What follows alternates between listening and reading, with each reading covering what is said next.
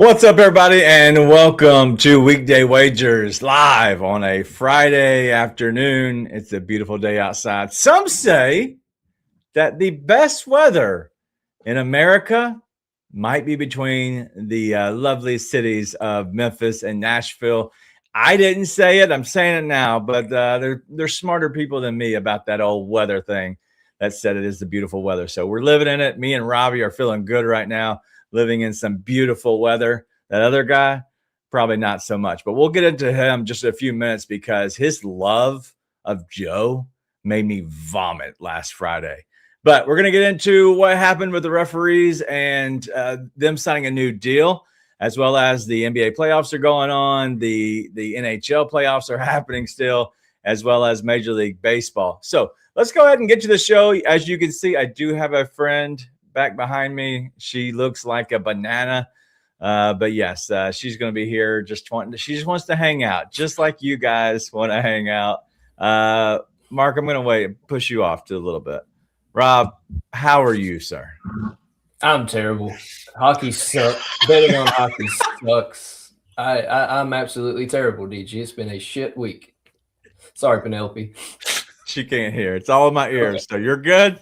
We can go back to just our normal talk. But okay. I love that we have a happy Robbie on a Friday. It's always a good time, Mark. How are you, sir? This is great. I will watch this version of Robbie all day, every day. I wish we could get streaming 24/7. As far as you guys kind of hogging up all the great weather, yeah, you are. It sucks. Share some with the rest of the country, please. No. I woke up and I saw that from Ryan Y'all. If you know who Ryan Y'all is, he's a weather guy out of Kentucky. And he's honestly, I'd say fairly famous. Do you know who Ryan Y'all is? Or Ryan Hall Y'all, whatever his name is. Do you know who that is, Robbie? Yeah, I've heard the name before, but I don't pay attention to the weather. Yeah, he made his name big on YouTube. The weather pays attention to Robbie. Yeah. True. All right. Well, everybody is filing in as well. And as Nate G says, finally, the Weekday Wagers has come back to YouTube. Mark, you have no idea what that means, except for we are back. And it is Friday. But let's talk about the NFL referees. Does anybody want to give us a synopsis on what happened and who signed, what they're getting paid, and anything to do with these referees signing that 7-year deal? Anybody? Whatever they got paid, it's probably not enough because they're still going to suck. So it doesn't matter. That was going to be my question is, we're really signing these dudes for 7 more years, and they've already been bad. Yeah. Well, Mark? The challenge really comes in is, okay, so they're getting pay increases, wonderful, but these guys are not full-time officials. They still have other careers that they're juggling. And that's the problem. That's a huge problem because I think until you get a dedicated officiating team and officiating staff where this is your career path, because, I mean, let's face it, these guys are doing the summer camps. Just because the NFL is in the offseason doesn't mean that the officials still are not working. So if that's the case, do they deserve $1 million salaries? Absolutely not. That's not what I'm suggesting at all. But I do think they need to be able to have a salary commensurate with what they're earning now and have that fill them throughout the full year, simply because what we've seen, and not just in the NFL, across every sport, officials are a problem. Yeah. And getting good officials is obviously the goal. But how do you get rid of the bad officials? Because especially like in Major League Baseball, where everything's so top heavy, the NFL is very, very top heavy. Once you're in, you're not moving and you're not creating space for the younger talent to come up. So, all right. So that's a little bit of what this is. The details have not been shared on exactly what took place and what was signed, but they did sign a 7-year, collective bargaining agreement, and so that means that they're literally just not going to be able to hold out, at that point for 7 years. They've signed a deal. But looking through some of this, one of the biggest things I saw, other than they were asking for 10%, and that became a stalemate, and then the NFL offered a 10% increase, and then became a stalemate. So obviously they got more than 10%, I would assume. but the 10%, as well as up to 30% of those who worked the Super Bowl. Okay, so that was what was offered by the NFL initially before they stepped out. So obviously, it's probably higher than that. There's no way you go back to the 10 and 30. The biggest thing that stuck out to me is that the NFL will also develop a bench of officials and will have greater latitude to use performance metrics for postseason assignments rather than seniority. So, Robbie, does that for you? Like, hey, it's not about how you're longest tenured, but actually, like, if you suck, you're not going to be doing the playoff games. Yeah, I agree with that 100%. You should be graded on how you perform, and let's face it, there hasn't been that great of performance out of the referees in the last few years. So I do like that aspect of it, that they're actually going to try to hold them more accountable. Now, at the same time, are these referees really hurting considering what they're probably doing outside of the NFL? I know most of these guys are probably making big bucks already. So is it going to be enough incentive for them to try to do better? Yeah, Mark? You go back to an evaluation system is something that they have at just about every single level getting up to the pros. Right. You can't work an NCAA. You can't work a March Madness tournament if you didn't rate well throughout the regular season. And you're always getting rated by your peers. I mean, it is a continuous process of evaluation, which is a great thing to have in place simply because you're letting those officials who have risen to the occasion, you're giving them the opportunity to do that on the biggest stage, which you should have because you have the two best teams playing on the biggest stages. So I think all in all, that's a great thing to have until they have an absolute committee that reviews each officiating crew and has some sort of criteria for them of how to either weed guys out or move people up. That's, I think, is the next logical step for the NFL. Having a rating system is kind of a seniority system because who's going to be like, oh, hey, Jim's been doing this for 14 years. Yeah, we want him still. You know what I mean? So it's still a good old boy system. So until you get a independent committee whose job it is just to review these officials and grade their performance, I think that's the next logical step for the NFL. Well, and I think that's where the performance metrics come in. Is they're going to be graded at some point somehow, and so we'll see. But all in all, the fact is we don't have to have those atrocious referees who are not NFL caliber referees come in and call it a catch again. Is good for all of us. But let's actually I'm going to answer some of these questions right here because I know this is a statement, but Joe says they should be studying all week till the next game time. Robbie, is that actual like crazy, or you're saying like that's actually legit true? No, I mean, players watch film to prepare for the week. I think referees need to watch film on themselves to see how good or bad they were. And like Nate said, figure out what a catch is more than anything. That's what they need to be studying the most, especially this summer. Yeah. Is that 100%? Is that where we're at, Mark? Is all right, we expect so much and the game's moving so much faster than it used to. And because we have so many different camera angles, so many ways to look at replay, kind of making them be a more of a full-time job. Like their life should be more of this through the middle of the week as well, watching game film as well as trying to better look for different things. It would make the game better as a whole, in your opinion, right? Oh, 100%. And I think that once you change this dynamic that is the official, in most sports, where you have worked so hard to go, they don't start out being NFL officials, right? These are guys that were doing Pee Wee League first. They got their start doing that. Then they got up in the modified schools and in junior high, then junior varsity, collegiate, and all the different levels in the collegiate, arena. So they have been getting up to that level. Some of these guys move up really, really fast. Yeah. And it's those guys that don't think they need to continually practice and to break down how they're officiating a game.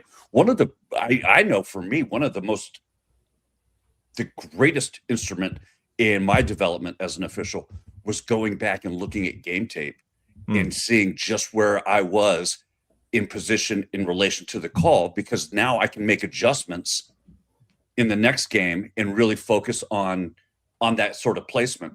And I think that so many officials do not do that. If they did, it would create such a better environment. All right. Well, let's move away from that for a second. But Joe has a very important thing. Mark, he's calling you sharp today. Is this split decision? Could you get a win? Look, from Joe's lips to God's ears. Okay, that's all I'm going to say. Is I'm always afraid of Friday and the kind of Robbie that we're going to run into, because he's just there waiting to spring, and I'm legitimately. I don't want to trigger him because I know when he springs, it's going to go off, and I'm just being cautious. That's all. Wore my Randy Orton shirt for a reason today, out of nowhere. Well, we're not doing split decision today, and honestly, I kind of had something in my back pocket that we're going to do. I have not had much time to plan for the show. You could probably tell that by now, but I am going to do something we call MLB Pickle. And so if you play this on your own, which I do, I enjoy it. And so hopefully if you haven't played today, that we'll be able to play it together. I think it should be fun. And maybe if I think of something else along the way, we'll do that as well. But Joe's a little spicy today. What if the hat cost me my soul?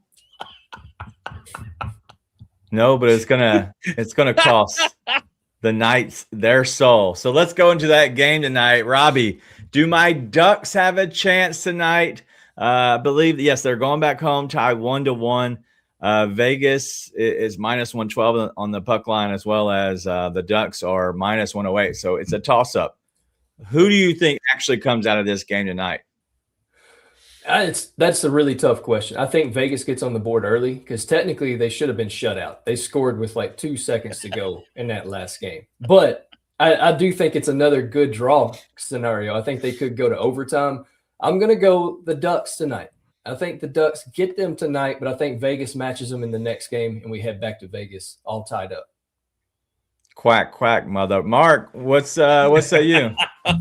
I think, look, Anaheim, they play a different style of hockey when they are at home in the nest. And I think that we're going to see them come out, and they are going to open up the offensive floodgates, and they are just going to turn things loose. They're not going to worry about making mistakes and maybe creating opportunities for the Golden Knights. Their focus is going to be on out offensing the Golden Knights. And as long as they can out offense the Knights, they're in great shape.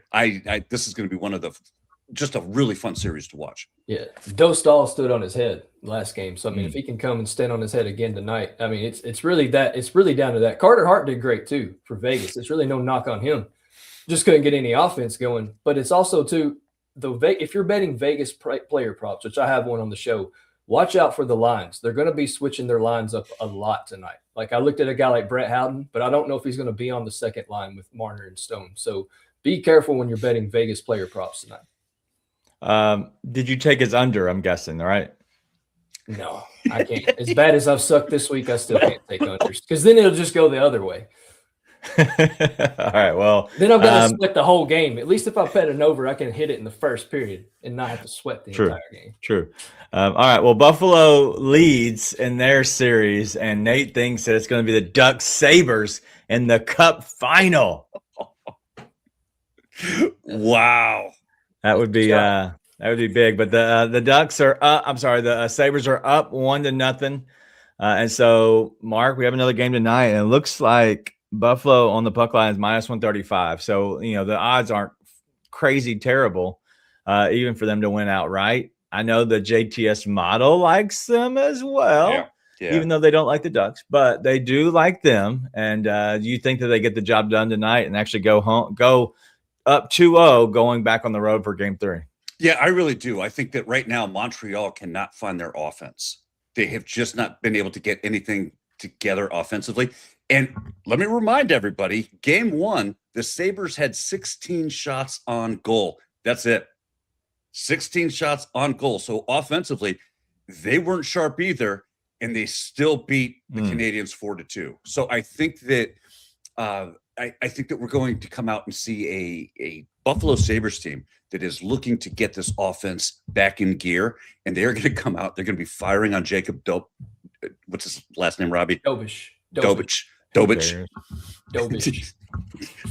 Dobie. And I think that Copan 82, I could not disagree with you more. In fact, I would say I know Copan 82 likes to make money, and we made a lot of money when we took the Sabres -2.5 against Boston. Here's what I'm telling you. Buffalo Sabres, regulation win. It's +120. Bang it. Wow. And you're talking to a guy who likes Montreal tonight. So, Robbie, do you like Montreal with Copan 82? And I would love to say yes, but I thought their top line would show up last game, and they still did not. I mean, I know Buffalo's didn't either, but when is Montreal's top line going to actually show up? They were barely there against Tampa Bay, other than the hat-trick from Slavkovsky, and they didn't show up again in a big game on Monday night, or whatever day it was. My week's all messed up. But Buffalo's bigger, faster, stronger right now, and that's the whole problem. Right there, nobody can get anything going on Montreal's side, and Buffalo doesn't have to do a ton. 16 shots on goal, 4 of them went in. So as long as they can just keep putting the pucks in the net, yeah, I'd be scared to take Montreal until they prove me otherwise. Yeah, and you had Tage Thompson, who was negligible in game one. 1 shot on goal. Alex Tuck, who also was a no-show in game one. When you have Greenway, who is your bruiser, taking slap shots from the blue line and scoring a goal. I mean, it was a topsy-turvy game. Everything that you thought would have happened didn't, except that Buffalo ended up coming out with the win. And it was a win that Montreal really should have had, given the way that they shut down Thompson and Tuck. Yeah. Tuck. All right. Well, we'll get into NBA as well as some MLB, but I know we have plays in hockey. So let's go ahead and start off with Robbie. I'm going to start with you first, and then Mark will go ahead and give your hockey play. We'll wait on your other one. So let's go ahead and start with Rob here. What we got? Yeah, like I said, it's been a rough week in hockey, but I love these looks. I mean, I've loved all the other ones this week, and you said that turned out. But again, I got to just trust the data. I got to trust the process. So I'm going to take Nick Suzuki in that game tonight for 1+ assist at -120.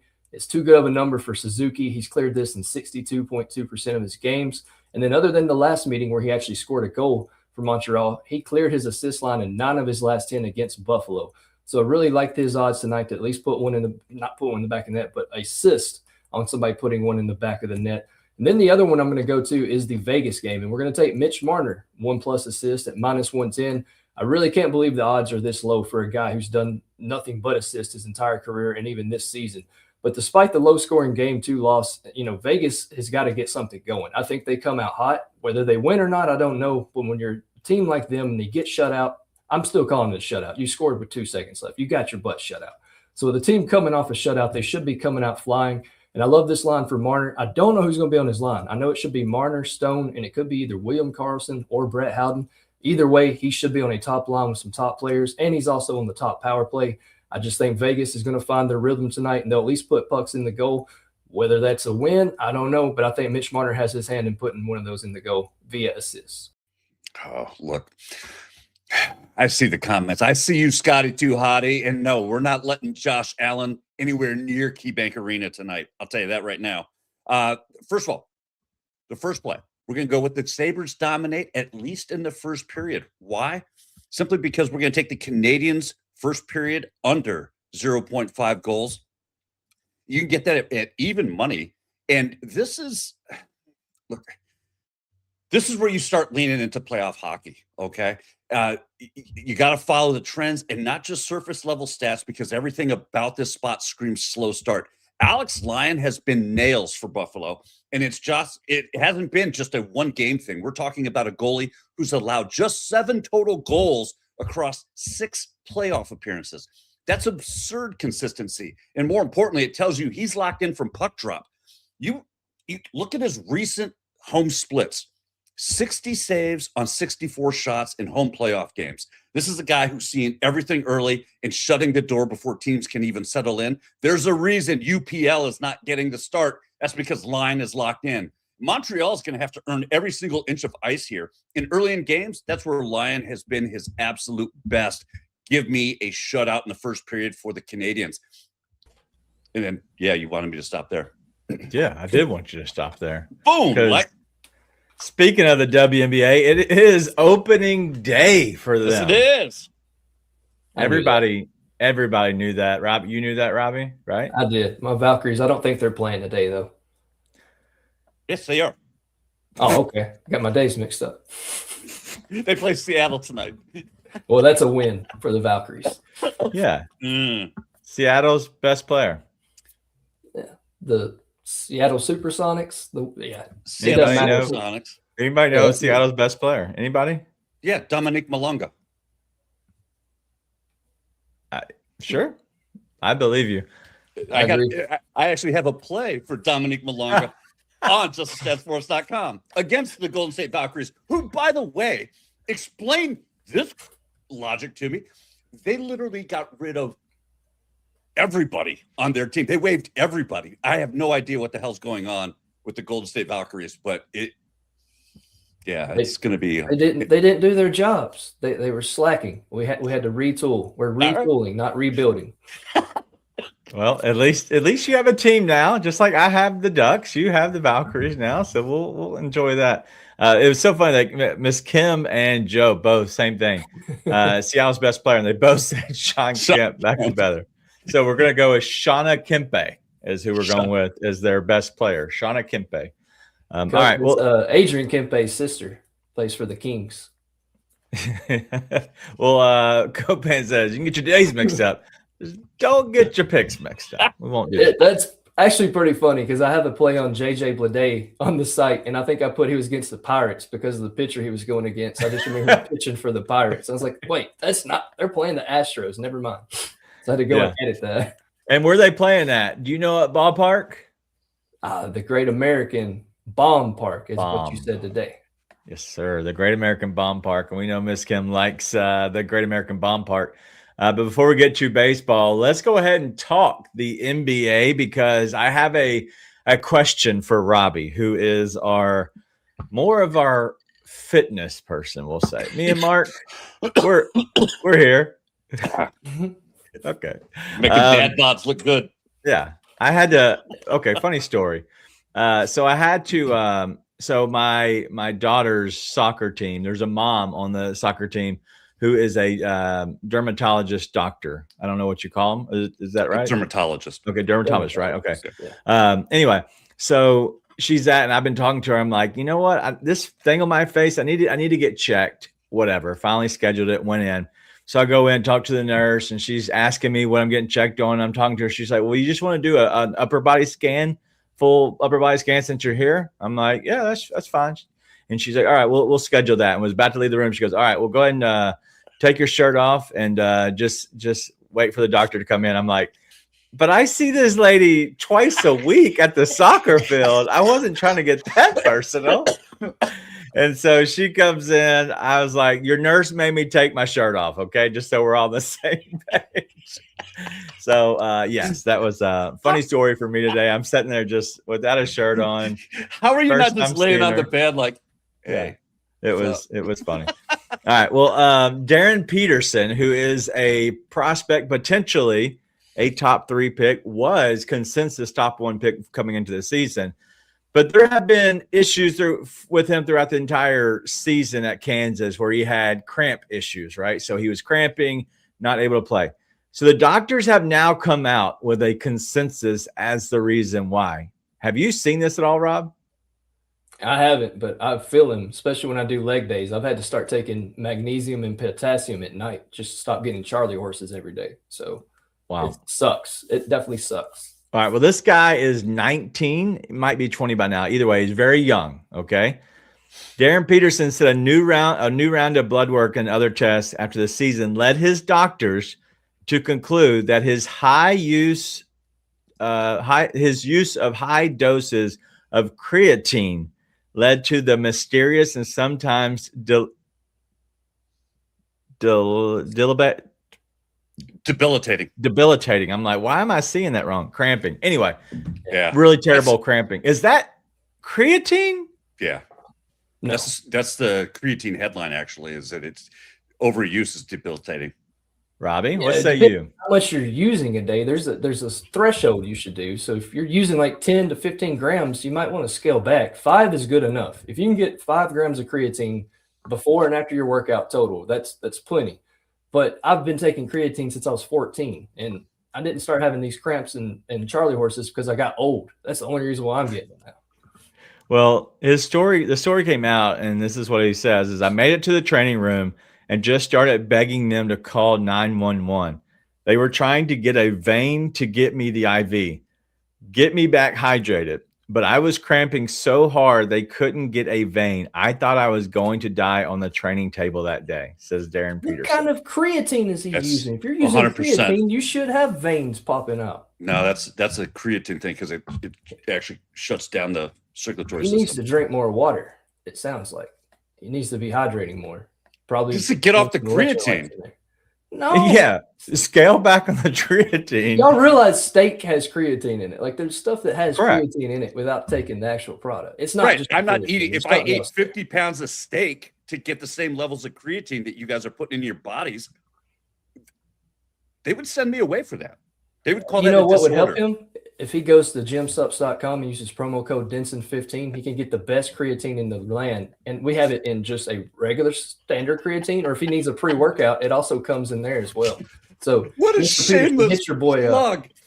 plug. Dude, I cannot believe that you just threw a plug out on this guy's plight. The guy's crippled from creatine, and you're like, He's by the way, taking the if you wrong want a kind. different supply. Yeah, Joe's like, this is a terrifying story. Robbie's like, yeah. All right, well, use the code Rob Denson or whatever you said. But what is the site again? In case anybody is wondering out there. Gymsups.com, and it's promo code, I think it's Denson Gym 15. I'll put it in the chat. When you say gym, JYM. JYM. Yeah. So I'll put it in the chat. I'll put my link in the chat. Do they have creatine south of the border? Yeah, it's called cocaine. It's like powder. That's the white girl, right? Yeah. All right. Well, let's go. Creatine. It's called creatine. Creatine. All right. Well, as we're all getting canceled today, I just want to say thank you to everybody because we're now over. But no, the WNBA playoffs start tonight. Let's talk about briefly Spurs, Timberwolves. Mark, you have a chance if the Spurs win to keep your hair tonight, just officially. Do you feel good about that with the Timberwolves going home? Look, I have absolutely no fear that I will be getting a haircut anytime soon. I think what we saw was an anomaly. The Spurs, easy time, round one, got into a round two game, brought back down to earth a little bit by the Timberwolves. Okay. And kudos to the Timberwolves. I mean, they played a hell of a game. We saw what happened in game two with a determined and focused Victor Wembanyama. Dude is not letting another one slip by. No. That was Minnesota's pass. It's all done. Start booking your trip to Cancun.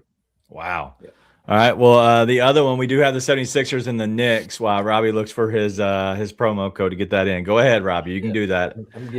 I do like this Knicks 76ers game tonight. I think it's a good opportunity to back the 76ers. Whether Joel Embiid plays or not, I think that there's a chance that we could see the 76ers grab a win here because there will be no OG Anunoby for the rest of the series. I don't care what people say. OG is out for the entire series. Do not be led astray by your betting. OG Anunoby is not going to play unless it's a game 7. And I don't know about getting to a game 7, but Mark, you're shaking your head. You don't agree. No, I think Philadelphia without Joel Embiid is mediocre at best. I think the New York Knicks without Anunoby are still a pretty damn good basketball team. And I think that they can control, I think they can slow the pace, slow the tempo down. They can win the half court battles and actually advance and take this thing to 3-0 before they kind of relax and maybe say, okay, we don't need to sweep it here. We can go back to New York in game 5 and do it. I think that tonight's the night that the Knicks need to come out, especially with OG on the injury report being, listed as quick. I agree with you. He's done. We don't see him again. Yeah. But I do think that the Knicks have to rally and can't use that as a crutch to let game 3 get away from them. Okay. Well, honestly, I think it's an opportunity, in my opinion, that they have to win in a must-win game. I think you're going to get the best effort, and being without OG and Obi only hurts the Knicks. So we'll see. I think it's going to be a good game. It's going to be the best game of the series so far because these have been decent games up to this point. And I really think that, I have a play up on juststatsports.com for the first half on that one. I think that these two teams get off to a hellish start and just come out of the gate firing. OG was their defensive guy. He's not there. Maxey, George are going to have a field day, and that's going to open it up. And the 76ers play faster without Embiid in the lineup. So this thing has a lot of pace to it. I think that we see a up and down first half. I agree. So that's where my play goes. So I'm going to give you my 2 plays here that I have. I'm going to start with today's, and that's going to be VJ Edgecombe over the 12.5 points. It's at -115. He's done this the last 2 games in this series, and I expect it to continue, especially Joel Embiid, no Joel Embiid. I'm not worried about it because with OG going out, that means that they're going to have to shift around the defense. And so if it was me, I'm sending Mikal Bridges over and guarding Paul George. Jalen Brunson's just going to have to figure out Maxey unless they want to put whoever they bring off the bench and put them on Maxey. But either way, I still feel good about VJ Edgecombe. I like him to have his best game of the series tonight, best game of the playoffs tonight, because VJ Edgecombe will be a young player that they kind of just leave open and say, we'll hold everybody intact. We'll let him do his thing. So that's where I'm on Friday. But Saturday, before we get to Mark's play in the WNBA, I'm going to go with a guy, and I don't know if anybody knows this. And this is probably going to be the kiss of death, and I know Joe's probably typing it right now. But Saturday, Tobias Harris, the only guy in the NBA in the entire playoffs who has not hit his points line. Who hasn't not hit his points line. Sorry, let me get that correct. He's covered every single game, no matter what the point line has been. He's covered. His point line is 17.5, 18.5, wherever you want to find it. I'm going 20 plus. He scored 20 plus, I think, in the last 5 games. I feel good about Tobias Harris to score 20 plus points again tomorrow on Saturday. It's a Saturday, 3 o'clock Eastern start. So make sure you check that out. Make sure you get it in. But Tobias Harris, 20 plus points at plus 136. All right. You know, Mark's just waiting to talk about the Liberty. Give me a little W. We're going to go a little New York action. We're going to take the New York Liberty minus 11.5. You can get that at minus 110. And this is one of those lines that it looks scary at first, right? Because you got to figure out who's missing. Then you actually look at this matchup and you realize that the drop-off isn't nearly as big as that number would suggest. So, yeah, Ionesco and Sabali being out grabs everybody's attention. No question about that. But the Liberty roster is built differently. You're still rolling out Breonna Stewart and Jonquel Jones, 2 former MVPs with a veteran core that knows exactly how to control a game at home. And that's the key here. New York doesn't need to win pretty. They just need to dictate pace, lean on their size, and let their depth wear this thing down over 4 quarters. On the other side, Connecticut just isn't built to keep up in this kind of environment, especially on the road. This is a team already in transition. And historically, oh, by the way, they're not going to be in Connecticut next year. That's right. They're moving. Houston. They've already struggled in this exact spot. They're road underdog, hostile building, trying to hang around against the top tier roster. It's just not going to happen. Give me the Liberty minus 11.5. All right. Well, there are your WNBA, your NBA. I don't think we had any baseball today, which is okay. We'll put that on there. But we did have some NHL. But you know that we like to have some fun. So we're going to play a game that we call Major League Baseball Pickle.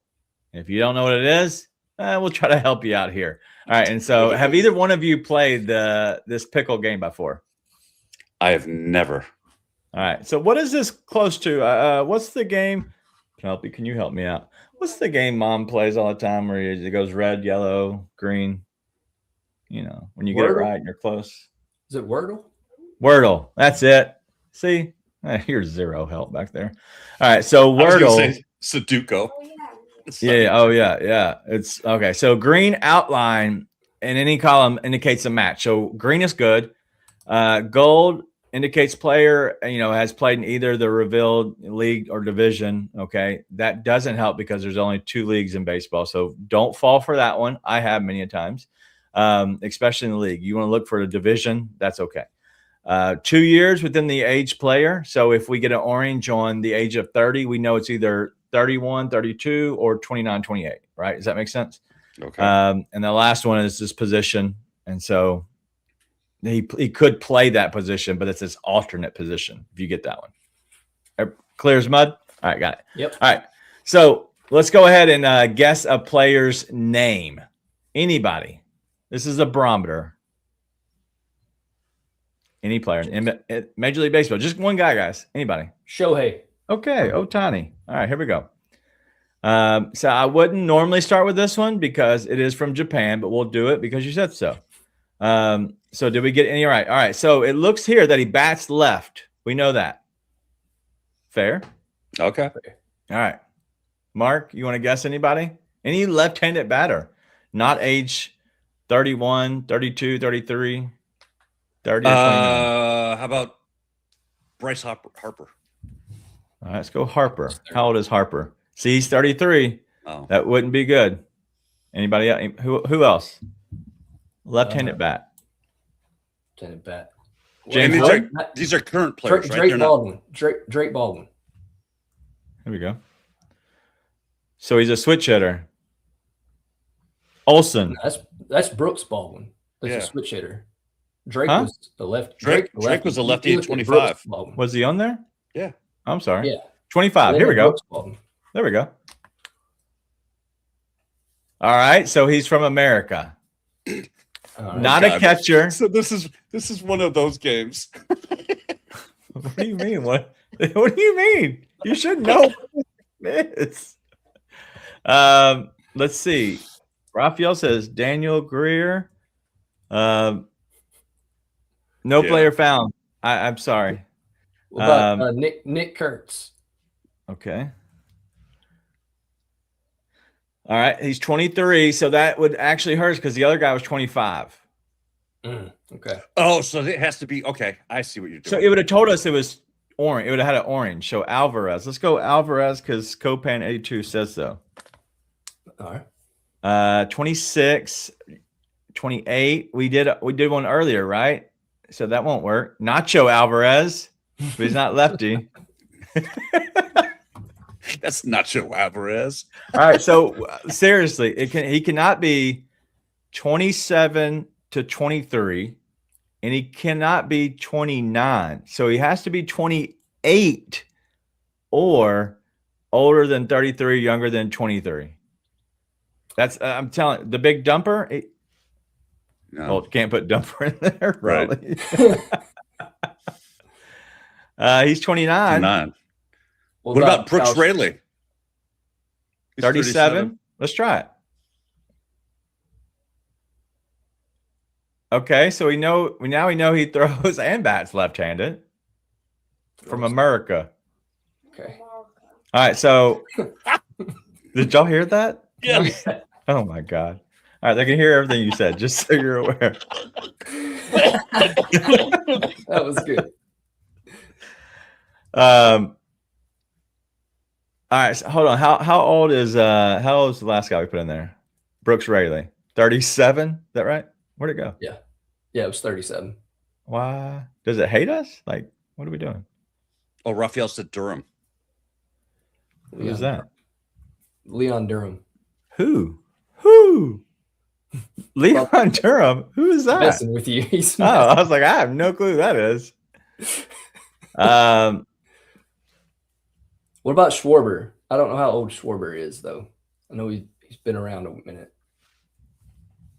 Man, y'all are not good at this. I thought Mark would be better at this. No, he throws right. He has to throw left. Okay. And he's not okay. So you're taking catch. The reason I wouldn't have started off with Shohei is because what is TWP? I'm not exactly sure, but catcher, relief pitcher is out. Okay. Good God, man! You should have been. What about Caglione? He's young. Cags, that could be a good one. Yeah, Cags could be a good one. 23. That fits right in the 25 one. Oh shit! He's not 23 because he's been showing up here. Orange. We did Cal Raleigh, guys. We tried. Yeah, we tried Kyle Riley. It didn't work.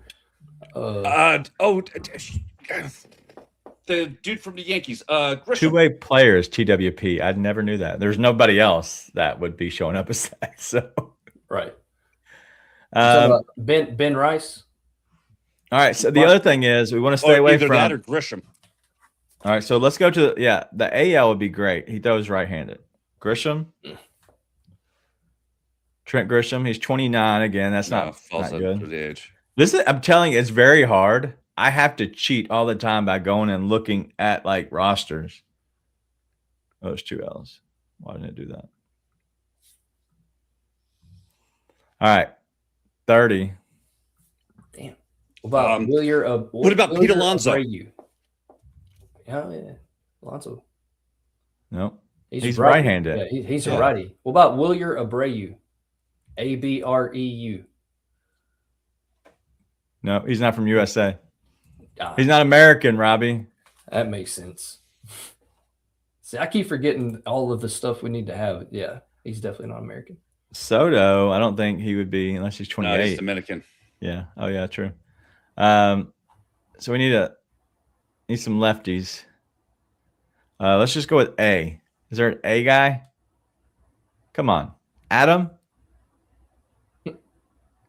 Nope. Slovakia. What?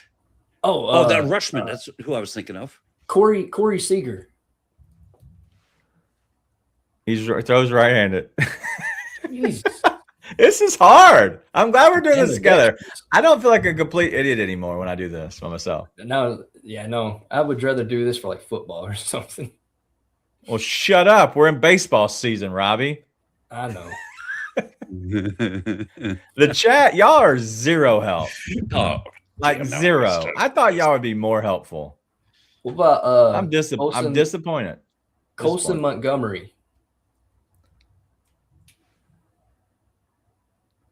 33. No, we're not there. No. There. Colson's 24. Never mind. And he throws right-handed. Another one. Well, who are we forget? Like, he's got to be young, I'd imagine. What about who's an old starting pitcher that's left-handed? Hey, who's the guy who sucks that throws left-handed? Corbin? Yes. Nope. Patrick 36. Corbin. 37, 36? That'd be right, correct? Yeah. No, okay, so he's in the AL East. The player plays so he's in the American League. Okay. That's not in the AL East. So he's not in the AL East. So he's in the AL West, AL South, whatever. Is it South? No. Central West. Frazier. Danny coming from the top rope. Nope. Goes right-handed. Goes right. All right. So we know left-handed stick, left-handed thrower, not a pitcher. No pitchers. Because we got starting pitcher and relief pitcher. And he's not from Toronto or in the AL East at all. So what are the AL West? I'm glad this game is hard to all y'all too, because I'd do it myself. Insane. All right, so how about what's so funny? Ben and Penelope. Yeah, you're yawning back there, girl. Like, what are we doing? Like, you bored, brother? What about Andrew? I'm bored, brother. Benintendi. Benintendi. Benien. In. I just do Andrew. There it is. Right there. 31. AL Central. You want me to do that? I'll do it. Well, you don't want to waste one? No. Well, it's a 31. You would find out AL Central or left field. Pushed it. AL Central, not a left fielder. So no catcher, pitcher, or left fielder. All right. I'm taking Freeman? it the teams on the left. That's not an answer either, right? So he's not Correct. a White Sox, not a Blue Jay. Okay, that helps. All right. Well, yeah, they were not in the AL Central. No, I'm just thinking. Correct. Thanks. Correct. Yes. So who's in the AL Central? And he's not. It's not the White Sox. Cleveland, Detroit, the White Sox, Kansas City, and Minnesota. All right. All right, so All boys, right. we have 4 guesses left. That's it. I think we're getting there. All right, I like this. Joe said he thought that was a dog sound. No, that's just my daughter making. No, if that was the guy on the training room bed screaming because of creatine. Took too much illegal creatine. It's crazy. And we still have. It can't be Scooble because no starting pitcher or pitcher. Joe, yeah, it probably will be a twin That's probably. because we don't know. I forgot they even had players. Yeah. What about Riley Green? Riley Green for Detroit. The singer? Yeah. Nope, left fielder. Hmm. And he's 25. Okay. What about Luke Keeschel? Keasch. God bless. K-E-A. There he is. Top. Right there. He's the righty. Oh, shoot. That's a What good. about Quan? Yeah, I was looking at Quan too, Danny. Steven Okay. Center fielder, right? Yep. 28. That fits right in the 28. middle. Yeah. Nope. Okay, he's 28. All right. But he's not Cleveland or the White Sox. Or Okay. Toronto. Oh, no. Okay. I'm sorry. Yeah. No, you're right.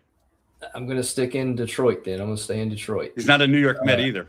Jose Go. Canseco. Max. Okay, here's one. We don't have shortstop listed as bat. What about Zach McKinstry?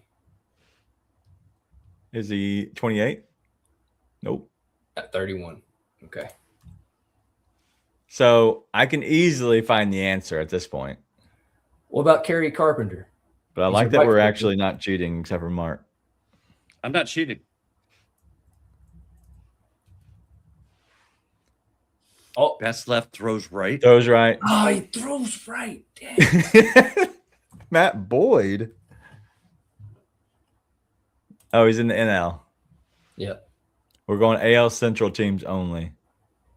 What about Colt Keith? Right? 24. Who? Okay, so let's do this. Not a Kansas. We haven't So done Kansas let's City just yet. put it like this. It's not anybody on Detroit 28. because I've gone through all the lefties on Detroit, and it can't be Detroit. So you can rule them out. All right. What other teams are we looking at? Just Vinny. freshmen. Pas- Hold on. Pascantino. Who's Give me John Vinny. Rave? John Ray for the Kansas City. He matches. Let's do it. Oh, so we know he's in Kansas City. So it's a shortstop then, right? I don't know. Probably. I'm just looking at the. Not an outfielder. Not an outfield. What about first? Vinny Pascantino is 28, throws left, bats left for Kansas City at first base. Boo! Hey! Vinny Pascantino. Sold a nice parlay for me yesterday too. So, well, no, actually he hit. I didn't pick him. I sold it. All right. So Vinny Pascantino. We were going to do this for like 5 players, you said? I mean, we should be out of here by.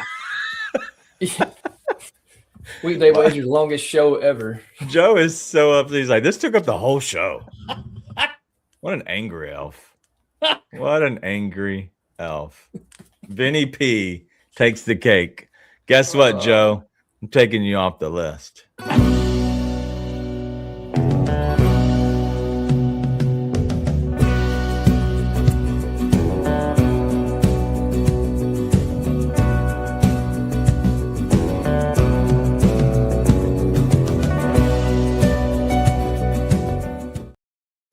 This is the last time, ladies and gentlemen, you're going to see that name in the top right corner because Joe Neuenfeld will never be heard of again because he cannot get into the saloon more than once. He's been in there for over a year, and starting next show, he will be an honorary member of the saloon, but unfortunately, they have a different spot in the saloon right on the edge of being back in. So, we're going to move on from Joe and let's actually get to our plays here. And yes, Sometimes you just got to remove the president, whoever anointed him. Consider your next position more like that place on currency. Yes. All right. Well, let's go ahead and get to it.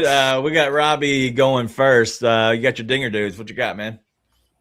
Yeah, man. I've already been in the saloon twice, so I'm just going to go long for this one. It's at 6,423. Why the hell not? Give me Kyle Schwarber. He went yard yesterday. He's facing Chase Dollinger, who has allowed 12 home runs to left-handed batters this season. That's good for 2.10 home runs per 9 innings. Schwarber's crushing right-handed pitchers, so I love that for him. Matt Olson, this one worries me because everybody and their brother is on Matt Olson today, but it's for good reason.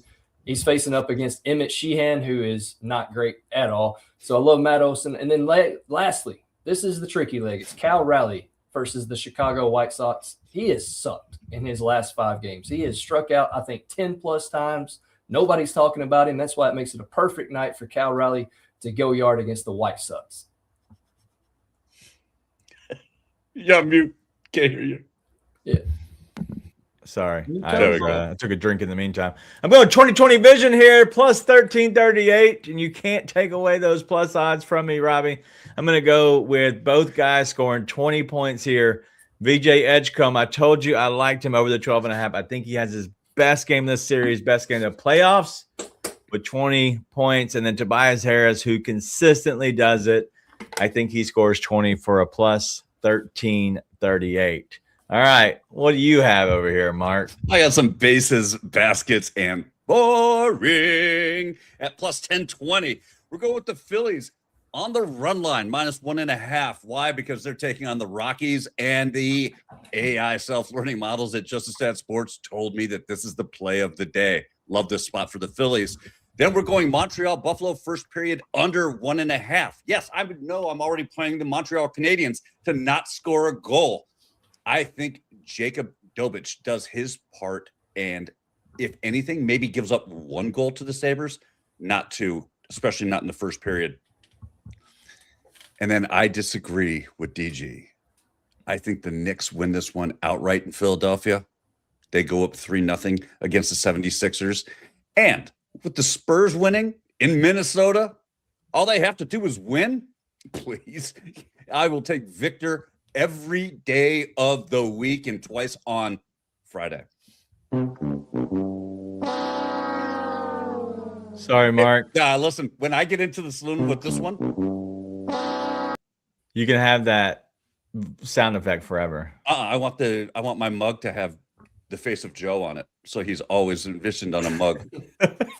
That's the only way he's getting in again, because 1, he doesn't even put these saloon shots in. 2, he just isn't good at it. He got lucky 1 time. That's why he's the inaugural guy. You know what happens. He just put one in.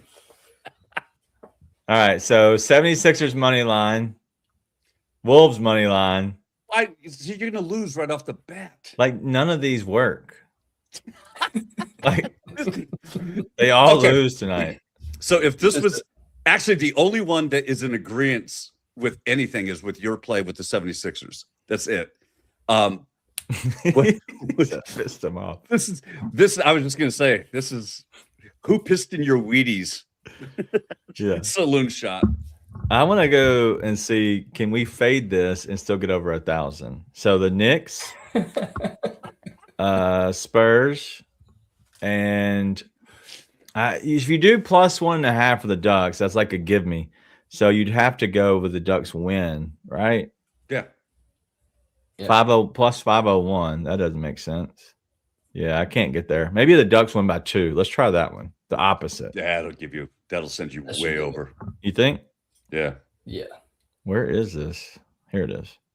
Ducks plus 806. That's how bad his is I can't completely fade it and still, like, it's impossible. That's like probably 12 million odds because the Knights won't win, let alone win by 2. So that didn't work. All right. Well, Copan 82's got the Montreal today. You know what they call that? All right. A donation. Okay. Yeah. Donations Gamble. are okay. Yeah, it's called gambling. All right, saloon shot. Alvarez, Jonathan Aranda, Jordan Walker plus 1676 RBI parlay. So each got to get an RBI, right? That's it? Yeah, that's it. Just one RBI. Each has to get one RBI. That shocks me. That's not terrible. Like, that's Oh. doable. I really like Jordan Walker today too. So, and your dong's playing in the Great American Bomb Park. Speaking of bombs, Miranda's playing my Red Sox. Yeah, the Red Sox aren't very good. Forgot they were still in the league. Scotty Tuhati's got Schwarber and Julio Rodriguez for a bomb plus 2065. What else? Nate G. That's his. You already did his. That's I know. RBI. But this one doesn't say RBIs. Right. That's what I think he redid Clarifying? it to put it in. So it's not a home run. It's an RBI. Okay. Joe's just like down, man. I hate it for him. It's sad. Like, see somebody go out like that. Just sad day. I would actually throw the Avalanche and the Hurricanes in that list. 1,000%. All right. Well, let's go ahead and get to what we enjoy over here. Now that I just saw Big Jeezy just showed up. Guess what, Jeezy? We're going to do a little TV timeout because we don't normally on Thursday anymore, and he does not watch Survivor. So if you missed the first 57 minutes, I apologize. We talked about a lot, but we had to talk about Survivor now. Mostly about figuring out who the hell Vinny Pasquantino was. Danny likes Blade and Joe. That's got to be Adele, right? Yeah. Vinny played for Team Italy, though. Yes, he did. Why is he not Italian? He's got dual citizenship. Because he was born in the U.S. to an Italian parents. That's how the Italians, because they were so desperate to put together a baseball team, that's how they got him on the Italian national team. Okay. They did that. They did that with a lot of people. What does this mean? The Pasquat? Pasquantino. It's Sats taking out the sass and putting in the pass. Yeah, and we're doing a 3.5 hour show since we only got 4 more players to guess. Yes. God, I did not expect that to take so long. Did y'all enjoy it though? That was fun. It was fun. Yeah. I do it when I'm bored, and I'm like, all right, and I do cheat because I go look at rosters. I'm like, all right, give me somebody. I need a 28-year-old. Right. I find one, put them in. The list I was looking at didn't list their ages, so I was just going off left-handed batters. That's all I was looking at. Gotcha. All right. Well, let's get to Survivor, and I apologize. I don't even think I have. Let me see. I know actually where it is. Hold on. I just took him off, but it's fine.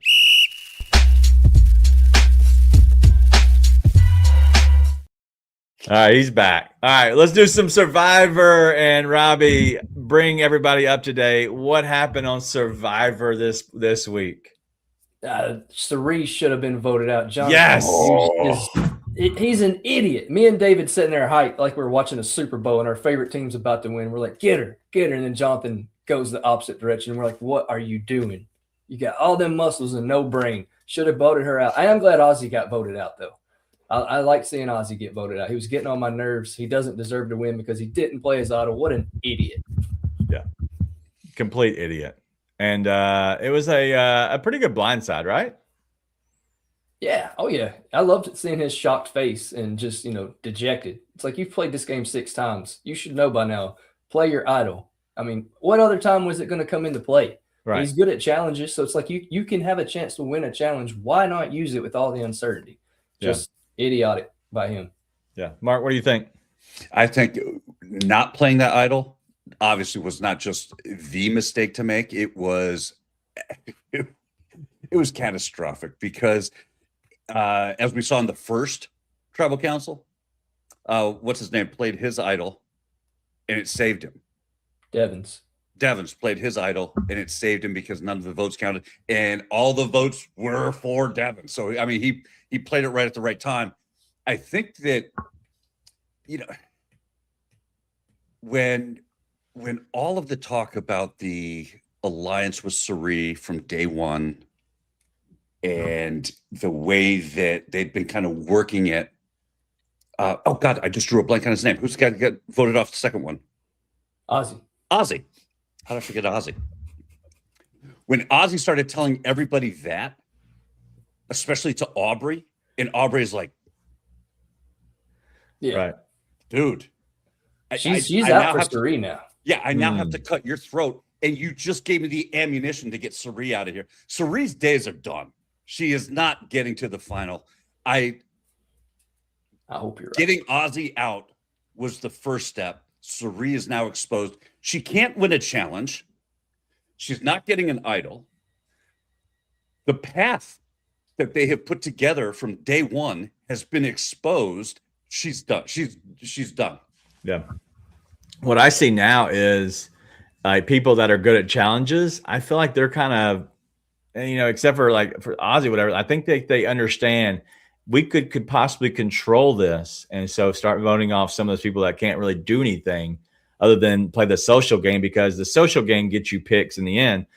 But if we get all these people, all the people that are good at challenges, I think they can stay together. So Jonathan, Joe, if they can somehow keep going, now you just took Ozzy out. Riz isn't winning anything, like nothing. Emily wasn't going to either. Sari is not winning anything. Like there's a lot of people that aren't winning anything. So you have who is Tiffany? Jonathan, Tiffany, Joe. I want to ask you about that. How do you feel about Tiffany getting caught cheating? It wasn't cheating, first of all. It wasn't cheating. You're right. Yes, it was. That was absolute, bro. You had to have you had to be on one foot, and she's over there surfing like it's a surfboard. But I don't think she meant to cheat, though. Right. I think she was just. I don't think she wasn't paying attention to everybody else. No. She was probably just trying to get her wits about her and get up. And at least she handled it gracefully. She didn't argue with the decision. And at least Survivor Replay gets things right, unlike the NFL and everything else. So shout out to the Survivor Replay team. But I thought if she handled it poorly, I would say maybe she was cheating, but she handled it gracefully. So I don't think she was cheating. I just think she was just trying to win and didn't realize what was going on. Okay. Do you think she handled it gracefully because she gets asked the question, here, let me explain what happened. You didn't lift your foot up. That's what I saw in the video. Do you trust me? She could have just said, show me the tape, and then challenged it, which is what I would have done. Challenge. Yeah. I wish the buffs were red. If the buffs were red, I'd have thrown it at Jeff like a rock. And I'd said, challenge. Show me that. Like a rock. Yeah. I thought it was a really good episode and could not believe that I fell for it. Like I literally thought, oh my God, like they're not going to Sari's not going to play her extra vote. It's going to be Sari going home. But unfortunately, literally, like there was really not much mention around this around the other vote being played, which was good for Survivor. Like they kept that into a little bit of a surprise. And so I enjoyed the way this whole thing played out. There was potential where they could have went home and not gone home for different people. But overall, I'm glad that they held that information from us and didn't like play it up that she was going to play that. But looking at the episode as a whole, Robbie, like enjoyable for you? Oh, yeah. Like I said, me and my 9-year-old it was like we were watching a sporting event. Every time a vote for Sari would come up, we'd be like, yes. And then every time one for Emily would come up, we would groan. And then it came down to Jonathan's. I was like, surely if he's going to get off Ozzy, why would he not get her off as well? You just saw that she had an extra vote that she was keeping from you. Take her out. She's dangerous. Everybody likes her. You can't win against her if you make it against her. So I don't know if he had a brain fart or what, but man, you should have just took her out at that point. You had a chance to take one of the biggest players in the game out. I'd say that in quotations because I don't think she's that good. All right. Well, looking at next week, you always give us a good preview on what's going to happen. You thought it was Jonathan unless he won immunity, and he did. So that might have been right. Everything could have played out differently. I actually said Emily, which, ended up playing into my favor of getting it somewhat right. So, Rob, next week, we see the preview. What's happening in the preview, and what do you think actually ends up happening? I think they end up getting Aubrey off next week. I think she tries too hard, and I think these dum-dums are too stupid to get Sari out, and I think they end up going Aubrey. I think it's going to try to be between Aubrey and Sari again if Jonathan doesn't get immunity. If he gets immunity, they're going to start attacking him again because they see he's actually playing the game now, especially Tiffany. When he finally told her it was his idea to take out Ozzy the last time and not Stephanie's, I think that's going to get her guard up a little bit too. Mark? I agree with Scotty Tuhati. I think they finally get Cirie gone. Ozzy falling was the first in the domino effect that will destroy that alliance that started from day one. They want Cirie out because they know Cirie is playing the game. They want her out.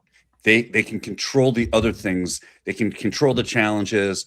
They have different voices now leading the charge with Cirie's voice being gone. I think that Aubrey is able to state her case and make a push. And then I think it's Aubrey's turn next because she fought too hard to get people out. Well, Sky Duati says either Cirie or Rizzo. Rizzo does have an idol, so I don't think he's going home. But Rob, Mr. What's up, Zach? Zach Rains, maybe? Zach Rains, 1296. Says being a Cirie hater is crazy. Hey, I've never been a fan of her, and I've been watching this since season 1, and she's never been one that I've liked. But I will say she's playing a hell of a game. You can't take nothing away from her. She's playing one hell of a game, but I've never liked her, so can't get on board with it. Yeah, even Miss Kim over here. Zach wants to know why you hate Cirie. Rob, she's lazy. She's lazy. Thank you. And she just sits around and people come and tell her information, which still baffles me. Like you're all these. It's a Survivor 50. There is a clear person that is going to win if you let her get to the very end, and they're not seeing it, and I can't understand it. That's because she's the greatest Survivor player of all time, Rob. How many times has she won it? That's my question. Cirie is playing a good social game, and I think now that her name's been mentioned, I think that's when it's going to go down for her. There's too much of her name being mentioned and thrown around now, and now she's gotten some votes, and so I think she's right on the list. So, how many people are we down to now? Is that 8? 7. Down to 7. 7 now because it was 9 to 7. Yes, 2 people went home. Yeah. So, all right, give me your. Rizzo did the smartest thing ever by keeping his mouth shut. Yeah. Well, yeah, Rizzo heard that Ozzy was talking too much, and he did the right thing by understanding that. Now, if he plays his idol this week, he needs to play. I think they're going to try to get it out this week. So he better play his idol, or I think Scotty's onto something. He may be voted out. Yeah. Because they're going to throw votes on him to try to get rid of it. Yeah. I don't know if he'll be able to bluff in this season like he did the last time. So we'll see. All right. Well, Zach, just make sure that we're respecting Cirie as long as we don't like her. Total respect. Yeah, respect is there. I just don't like her. Penelope's like, yo, dude, wrap this. Whoa. Satan, is that you? I gotta go pitch for the Savannah Bananas here in like 10 minutes. You gotta go. She is. I love the glitter on. Phil Day. All right. Well, I think that we've covered enough of this Survivor talk. And honestly, I'm sitting here. She says, Miss Kim says, hey, Queen P. Good talk. All right. So Copan says that Oddshark, what do they know, in all honesty? First of all, 75% Montreal. No, we're not even going to do that. We're not going to give this the space to even suck up air on this platform. That is absolutely ridiculous. The consensus on Oddshark. Let me tell you about the consensus on Oddshark. That's where you should end it after he ended my Jordan rant the other day. All right. Well, last thing, UFC bets. Mark, any idea about Kazmat maybe and beating Strickland? So that's a really good look. He's got Kazmat Shmov versus Sean Strickland. The model has Khamzat winning. It's almost 79%. I would actually parlay Khamzat to win with either Sursakov or Jared Gordon to actually get to within playable odds where you're not paying out the heavy juice on that. But yeah, I love that look. I'm not Scotty. Don't get on my bad side. We're not asking Mr. Predicto unless I want to ask Mr. Predicto. But Nate's sorry, he's poking the bear. He's saying, let's go Strickland. I have Yeah, he no probably idea. got that information off Odd Shark too. Whatever. Well, I'm sorry then MLB Pickle today. There were no sharks involved, so I'm glad that's why. Yeah, sharks are a touchy subject on this show, especially whenever you're drawing a picture and the team is a shark and there's not one in the picture. All right, Rob, what do you favorite thing you want to watch tonight? Hockey.